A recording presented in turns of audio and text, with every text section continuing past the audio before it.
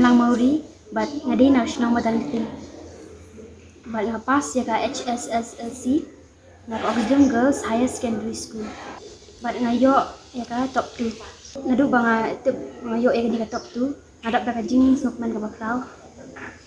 Dia ngadap dah semua ya ublay. Nama dia mau aku bang du jing kemen dia mau ba nang aibo yang napo bangan kerandin wara kibun kijing eru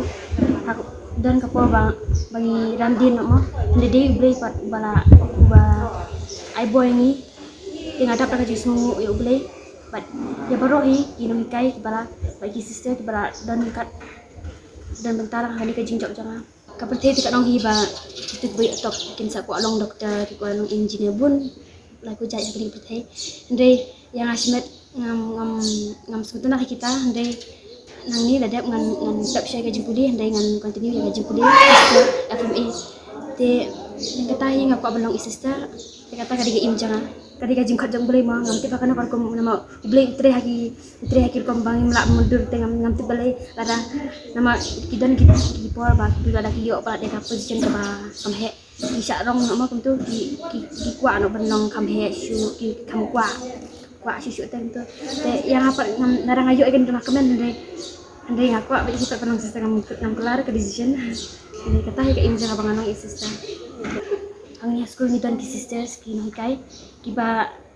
kila ti kudu ban khay kot ndai ban shu ladang ong ban yo ya kato ndai ban shu ban khay kot bar sini ndai namangi don ma kum ki jung bri dan ka jing that ting ni ko ang dan dino ndai ladang yang simbet ladang ting along that ban khay kot tu ngaduk cuma khay kot ni di ban kala kan kum jing khay kot ndai ba ka kot ka boring ndai bangi kum khay kot jing kari ka boring di ba boring ladang ki khay ka kum khay kot jing te ngi sistanat ban khay kot te ladang ting ni that puliru in puli ada ka English kunta long ngihap thau buit ki ladi kum ban khay kot dan lenda kunta pengen kalau masalah boring syai ka di jing khay kot te ngamlan kata bang hok ngadan kata capability bangan yo rank ikna dum chuahi na do badang de si yo rank ndai te kinai kai ki i yang kata kajula te ki mana kapo ki